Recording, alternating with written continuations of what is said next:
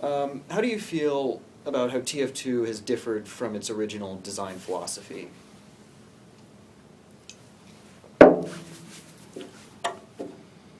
I don't really know. I think TF2 is better today than it was when we first shipped it. I guess that's the closest I can say about how I feel about it. It has. I'm not sure if the question is trying to ask me do I think it has a different philosophy today than when it shipped, and I'd say absolutely. I think design is the result of a set of goals you have and a set of constraints you're under. And the goals we have today are different than the ones we had when we first shipped. I don't think we'd be the first to say that. So if hopefully TF is different today than it was when it shipped, because otherwise we'd be failing at trying to meet those changed goals. Overall, everyone, all those of us on TF are constantly trying to make TF into something we think is better. So hopefully after doing that for 3 years or so, it is better today than when we first shipped. What do you think was the most successful edition, or the, I guess you could say, least successful addition to TF? I think that the best package we ever shipped as a whole, as an entire thing, was the Spy Sniper update, in terms of how the impact and just the design and implementation of that on all aspects of that, from the way it was delivered to the community on the web page. That was, I think, the first time TF's, playing TF outside the game, like the act of being in the forums and reading the web pages reached the point where it was a game in itself that was exciting and fun to play. With the whole spy, the sniper, the fake, the leak, and the spy fading in over time behind the sniper, and the communities. The fact that it was fulfilling a community desire to some extent from previous updates, where the people kept conspiracy theorying about whether it was the spy update in disguise and all this. So I think the package, everything from the game and outside the game together as a whole, and Spy Sniper was the best we've done. Right. I think the items we shipped and the changes and additions to the game were also great. I think the Huntsman's one of the most, certainly one of my personal favorite weapons we've shipped. It's not more powerful, it's absolutely worse than the sniper rifle, but it's just more fun to use. Right. Also, hats, of course, was the little extra thing right there in the Spy Sniper update. We'd shipped hats before them. Right. Well, that was. But, but that was kind of when it started really it's picking true. up steam. Yeah. I guess the other thing, I felt like the Spy's items were really good. I felt like the two different cloak watches, created some significantly different spy play styles, right? Like if a spy using Cloak and Dagger, or a spy using the Dead Ringer, just plays probably more differently than the base spy than if you swap weapons out in any of the classes we'd shipped prior to that. I think we created some really interesting, and that's sort of the spy in general in a lot of ways, is like his changes to him, as opposed to something like the heavy, where your tuning knobs on the heavy are often much more about damage done and damage received, and that narrow focus makes it harder to create interesting things for him. The spy is just full of interesting options. It's hard to add something to him that doesn't make him play in a really different way. I guess I should say it's easy to create items for him. He has so many mechanics in the cloak and disguise and all that sort of stuff that it's a fertile ground. Some of the newer polycount stuff definitely changed up his play style big time. Yeah, I think that's. I think if you pick all the classes and look at all the weapons, and you say, what's the dynamic range on this class? What's the variance of that you can create through just equipping different items? I think the spy is absolutely the widest. He's got a really wide variety of play styles, from losing disguise completely to being able to stand in one place invisible forever, and all sorts of neat stuff there. Yeah. So who ends up designing and approving the new weapon stats? You can't really point to any design decision at Valve and say who made that one. It's such a collaborative process that we all, the entire TF team is involved in it. For a specific decision like that, I don't know who first proposed it. I don't know who implemented the drove the play testing of it and what tunings were made in it before we shipped it. It's just a collaborative thing. So I guess the short answer to that is, yeah, all of us do. Everyone on TF is involved in the designing, and at any point there's someone who sort of is responsible for the shipping of something. So someone would have owned that weapon, or a weapon, I should say, in terms of making sure it was getting the testing it needed, and that the feedback for it was being gathered, and that the conversations that needed to happen around what changes need to be made to it were going on. But that person doesn't, get to. It's not about having a final say or anything. It's more like facilitating a meeting. That's sort of all that is.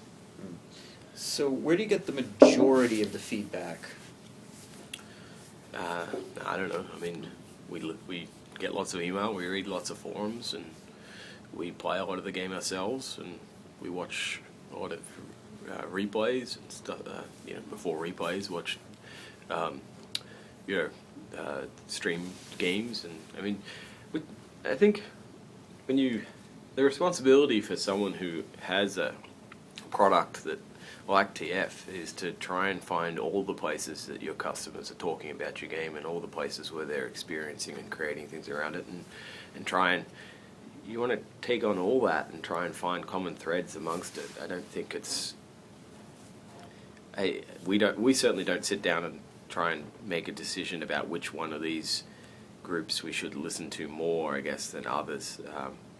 I think you need to be aware of the biases involved in various forums, right? Like, there are interesting trade-offs to be made when you read forums that are dedicated to TF versus gaming forums that happen to be talking about TF.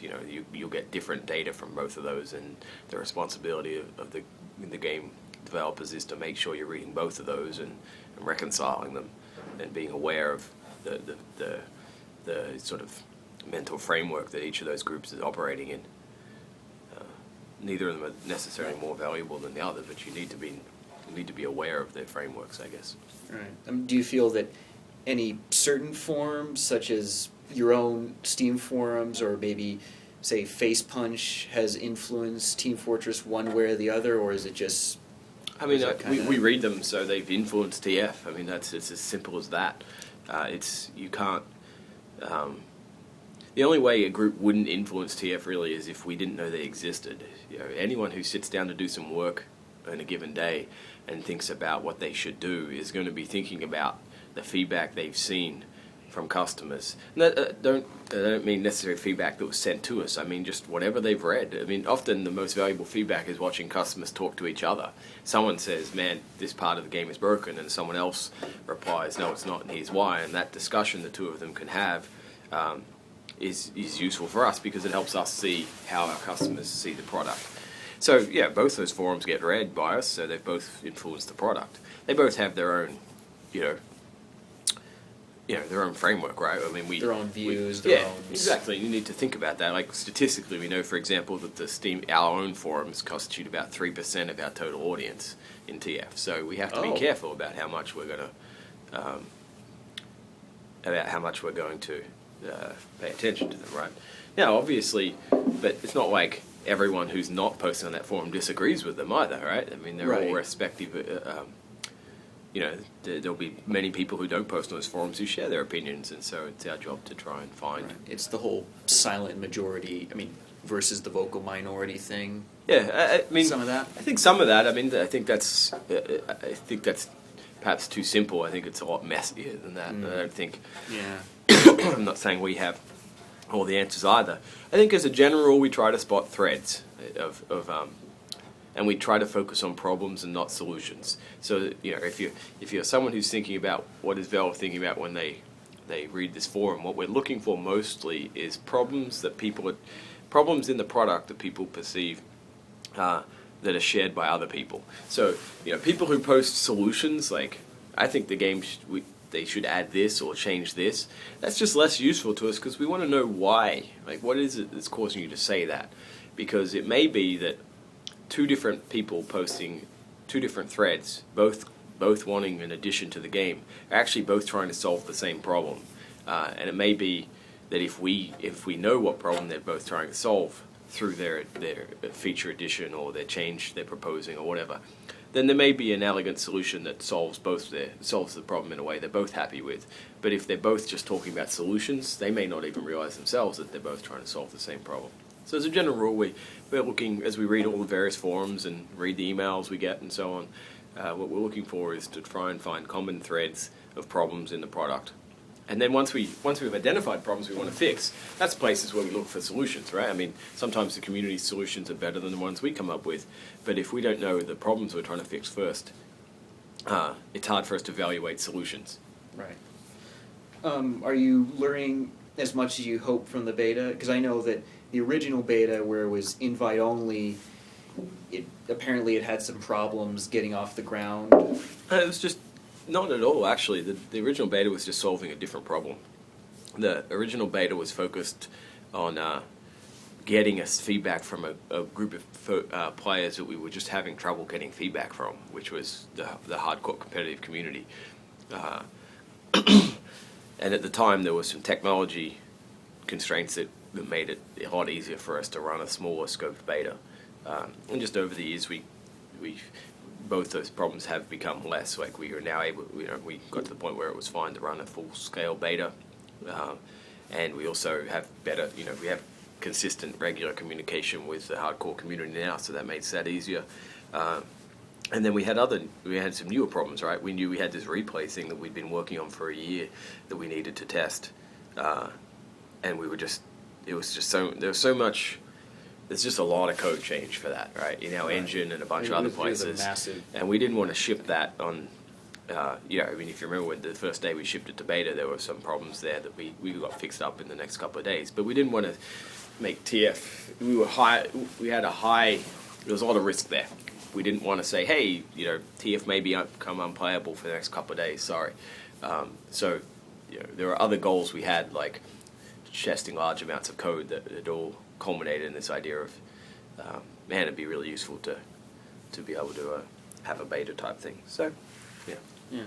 How do you feel about the current, I guess, economy when it comes to trading? I mean, people have been selling unusual hats for $700, $800, several $1,000s. I mean, do you see that as a problem, or is that something that's perfectly fine? I guess we always knew it was going to happen. We didn't know how much people would sell stuff for, but we knew it was going to happen. The day we introduced trading, we knew that was going to happen, and that was one of the reasons why we sort of dragged our feet on the trading, because we were worried about support to some extent being ready for those kinds of issues, and having all the back end ready to be able to deal with it and stuff like that. So that stuff is just inevitable. As a game developer, I can talk about whether I would like it or not, but it's sort of irrelevant, actually. It's just going to happen. The community will make it happen whether you like it or not. Once people can exchange things that they value, then that's going to happen. Our goal, I guess, would be to try and build systems where, hopefully, over time, there's not too much risk involved in that, because right now I think anyone doing that kind of stuff is engaging in a whole bunch of risk. We can't protect you. There's nothing we can do if you get scammed doing that kind of stuff. Right.